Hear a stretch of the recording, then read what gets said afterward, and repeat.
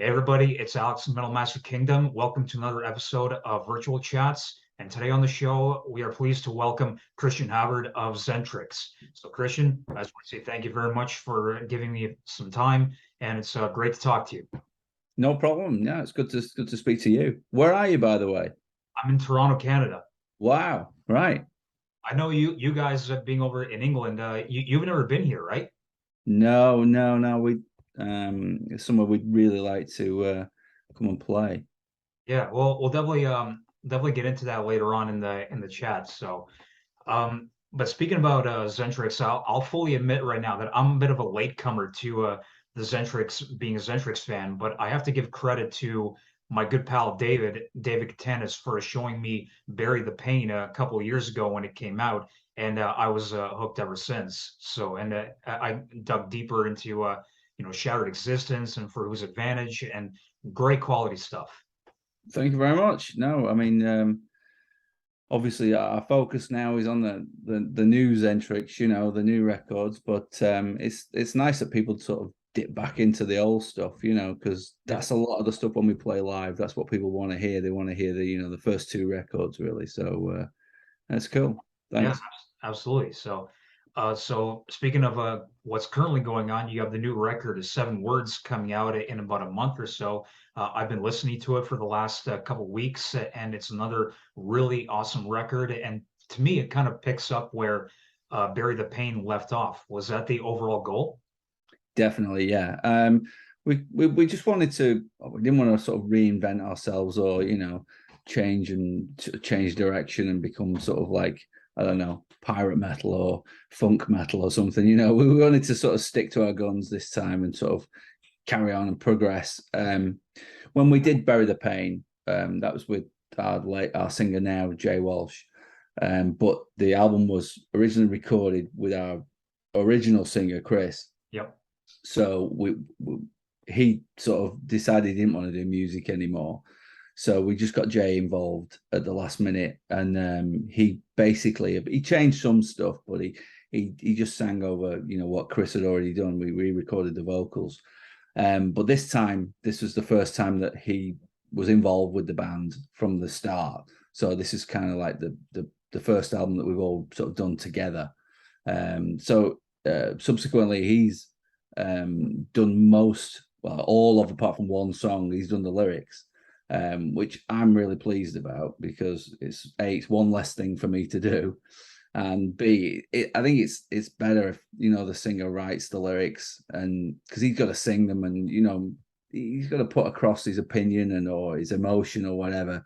So I always think it's better if he's written them in the first place. We're really pleased with how the writing and the recording went for that, really. So Yeah, absolutely. And speaking about Jay and all that, one thing I noticed with maybe a couple tracks in particular, but particularly on the opening track, Behind the Walls of Treachery, yeah. that in the chorus, I did hear him start to incorporate a little more melody with his vocals. Was that another like kind of goal? You said the M word.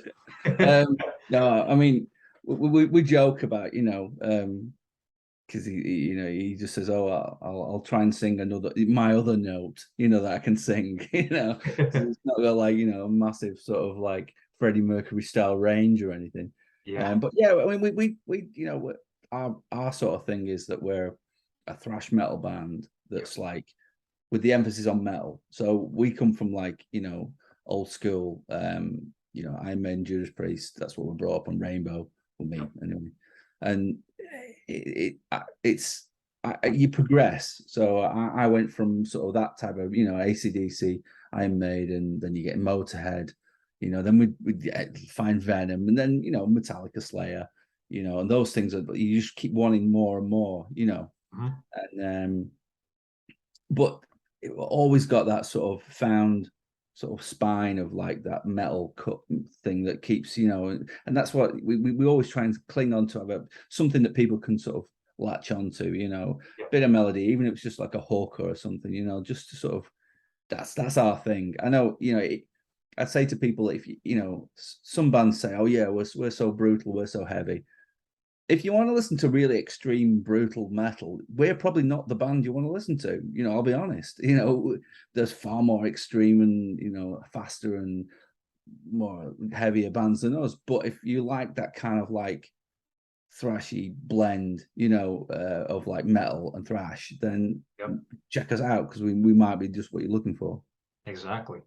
And for everybody watching, if you haven't checked out Xentrix, you don't know what you're missing. And it definitely like really heavy riffs, but also with the guitar work, you got a lot of harmonies in there, and that it brings the melodic aspects. So that's one of the things that really makes you guys stand out as well. Yeah, I mean, and it's kind of involuntary. It's kind of, you know, it's just part of our DNA, really, doing that type of stuff. It's like what we were sort of brought up on, so we don't even think about it. It just kind of happens, really, you know. Like we don't sit down and go, we'll write this type of song, or we must write this type of song. They just sort of like organically happen, and we hope people like it. That's basically how it happens, you know. Absolutely. So Xentrix has been like enjoying like a resurgence over the last decade, particularly with the and new music over the last couple of years. The way I look at it, there's like three phases in the band's history. You have the original phase with Yeah. Resistance and For Lose Advantage, and the other two records that came after that. And then you broke up in the mid '90s, and then after some time away, you reunited for a brief period in the mid 2000s, but then you split up again. And at that time, you said you had no intentions of reuniting again. But then obviously time changes a lot of things. But around like 2013, about a decade ago, you guys came back. So what was the big change that led to this current and third era of the band? Well, what happened was, we did the album. So a lot of it's to do with the original singer Chris. He sort of would pack it in and he'd stop, and you know, we got someone else, and we did the album Scourge with a different singer, even though that album's not really a Xentrix album. It's a metal album, but it's not really a Xentrix album. It doesn't fit with the rest of the stuff. Right. That was a record company at the time said, oh, we wanted to do it as start a new band and do it as under a different name, but they were like, no, we're going to put it out as a Xentrix record, and we were like, okay, you know. And really, you know, it shouldn't have been. So, but we carried on with that singer, myself and Dennis. We stopped, and then we did like a little side project album.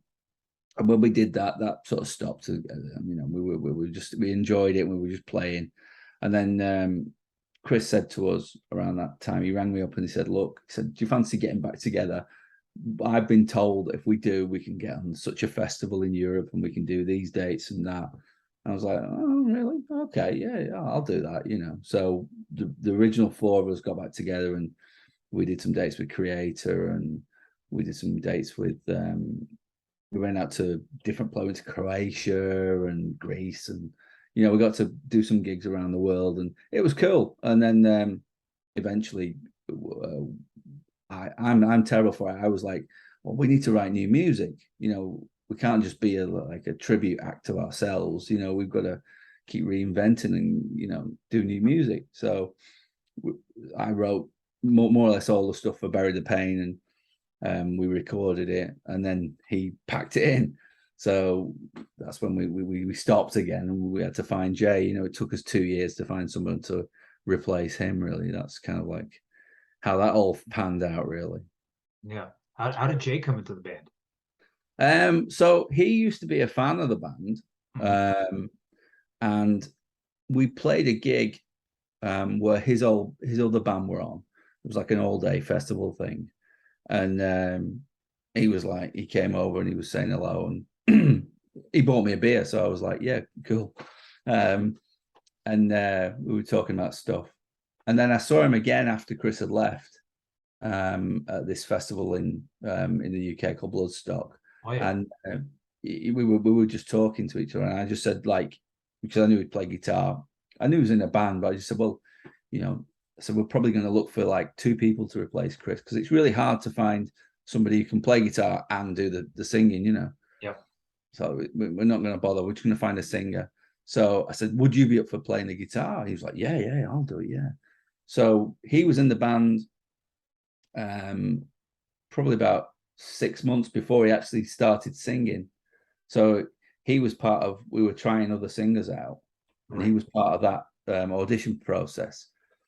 There were some great sounding people, but for one reason or another, you know, they didn't fit with us socially or whatever, you know. It's like, and we just came to this sort of like, I just said that to him out loud. So you can't do it, can you? And he went, well, I'll have a go.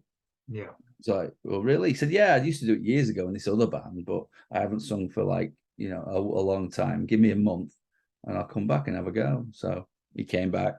It's like, right, you're under our nose all the time. Like, here we go. So, you know, that's the process from there. We've just kept on pushing him, and, you know, it's worked out great for us, really. Absolutely. Absolutely. So, and speaking of Chris earlier, I know that you guys are still in touch, and like, as you guys have a tour coming up in Europe, the MTV Yeah, Bangers Ball Tour, with Violence, Artillery, and Whiplash. For these dates, you're actually going to have Chris fill in because Jay is going to be at home welcoming his new baby. Uh, yeah. for these shows, with Chris being there, are you just going to focus on songs from Shattered and For His Advantage, or is he going to sing some 7 Minutes to Bear the Pain songs as well? Well, we very recently had this conversation with Chris. We were like, "How do you feel about learning some new stuff?" But it's ongoing at the minute. He's focusing on learning to play the old stuff because obviously he's had a big gap from playing. You know, he hasn't played a gig for 6 years. Mhm. So, and he's going to be sort of thrust onto that stage, you know, on that tour. He'll be fine though. We've had rehearsals with him, and the first rehearsal we had, we could have played that afternoon. You know what I mean? It was all there. It's all, you know, it's years of playing those songs. Yep. But it probably is going to be, you know, very heavy on those first 2 albums. You know, the set we were playing out there. You know, just because of his confidence as well. You know, and it's, you get to a certain age and trying to remember words is really difficult. You know, it's like trying to remember people's names when you walk in a room. Oh It's like, yeah. Yeah. so he's worried about that, I think, you know, but he'll be fine. He'll be good, and it's kind of cool that I didn't really think that we would get back together again. So even though we're friends, I just didn't think he'd bother. I didn't think he'd do it. Yeah. Uh, but you know, it's kind of cool that people are going to be able to see, you know, people in Europe are going to be able to see, like, you know, 3/4 of the original sort of Shattered Existence lineup for one last time. You know what I mean, on that tour. You know. Yep. So look forward to it. Absolutely. What's Chris doing nowadays? He's not doing any other music. No, he's just like living. You know, he's a dad. He's just doing his thing, and Regular I think he's civilian in, life. yeah, he's That's got his all. own business. You know, he just does that, and that's kind of what he focuses on. He's really into. He's one of those people that immerses himself into everything completely, and then Mhm. stops. Yeah. Uh, we call him, like, you know, he's a one or a zero. He's the digital Astley, you know. He's like, Yeah. he's either on or he's off. Right. So like when he first left the band, he started getting into motorbikes Oh, okay. and took it to the level of doing actual races. And then, have you heard of the Isle of Man TT? It's a famous race. Um, It's a race on an yeah, island I have. Yeah. just off of the UK where, like, you know, regularly people die in this race. You know, it's Oh, like, wow.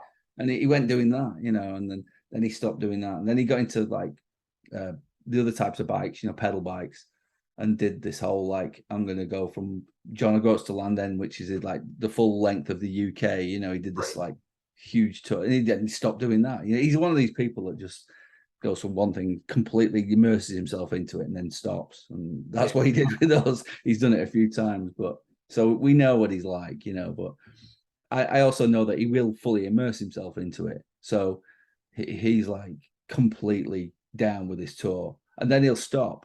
You know, Yeah. he's not like looking to join the band again.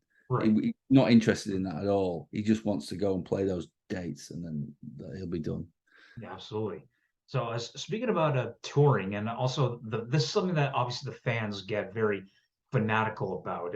Not so much me, but a lot of other people out there when it comes to grouping bands, the whole labeling of Big Four and all that. So like, you Yeah. got the American Big Four, you got the German Big Four, and then you got the British Big Four with you guys, Onslaught, Acid Rain, and Sabbath.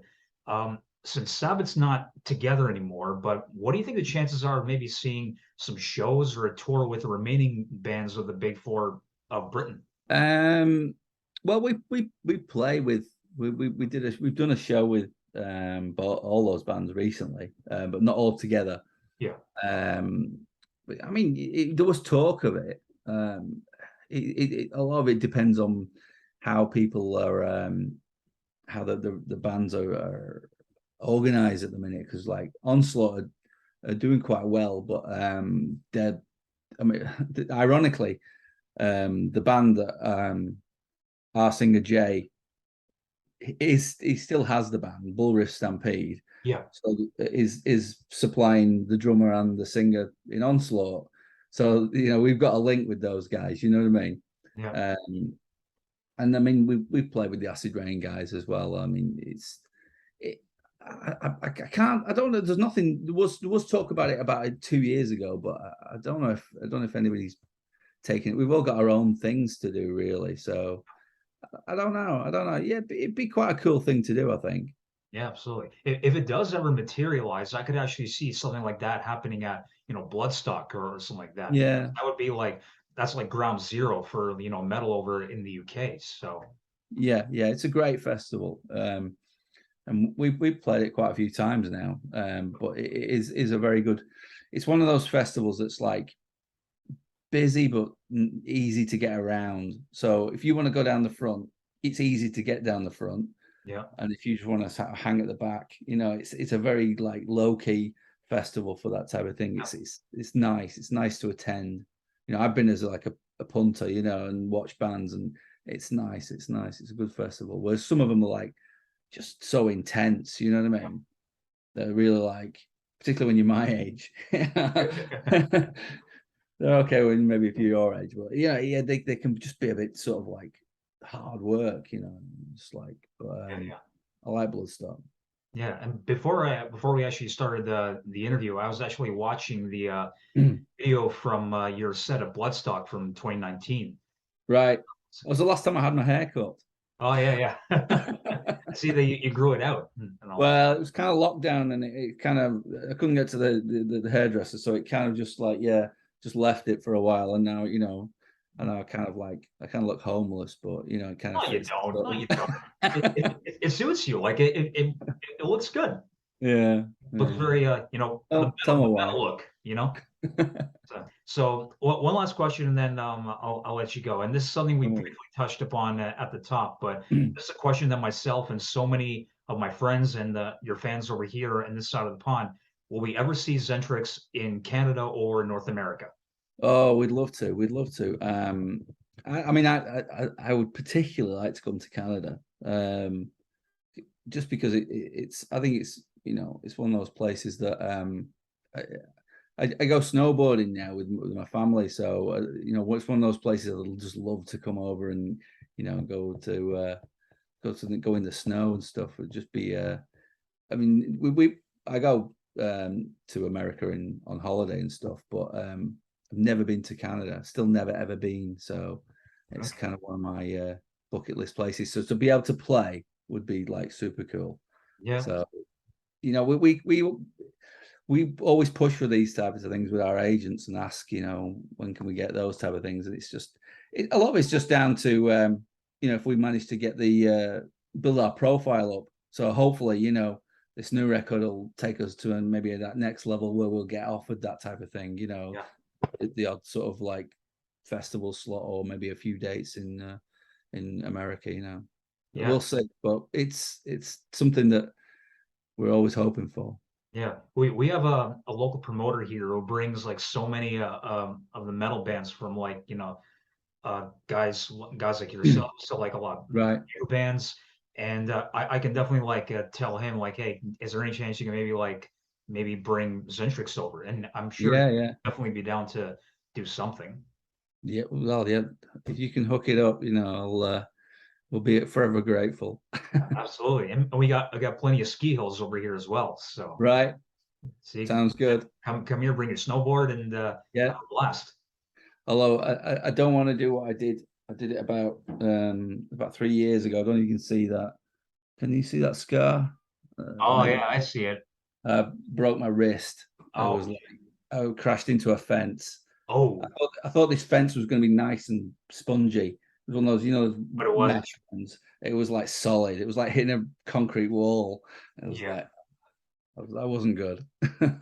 Last time I went skiing, I was like maybe 16 or something. I was in high Right. school, and I actually haven't been back since because I think I maybe just had like a couple of close calls where I kind of sort of wiped out, but Right. I almost had one of those moments where like the back of my ski kind of dug into the snow, and I used to Oh. have this like vision of like, of my leg just like cracking or something. Thankfully, it didn't happen and all that, but it's in the back of my mind. But Yeah, if I'm ever gonna put the skis on again and do it again, I have to overcome that. yeah, definitely. I So mean, I've only been doing it for just 10 years now, yeah. and we love it. We go every year now to Austria, Mm. and it's just I prefer it to like sunny holiday. It's like Oh, yeah. we have so much fun. Yeah. The Austria, drinking can get a bit brutal. That's the only thing. yeah. Austria's got like so many great mountains in there.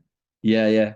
My dad actually went to Austria for a ski trip in the mid 80s. So, Right. and he keeps telling me all the stories that he did back then, and it definitely makes me want to try it at some point once I get over that Yeah. thing. All right.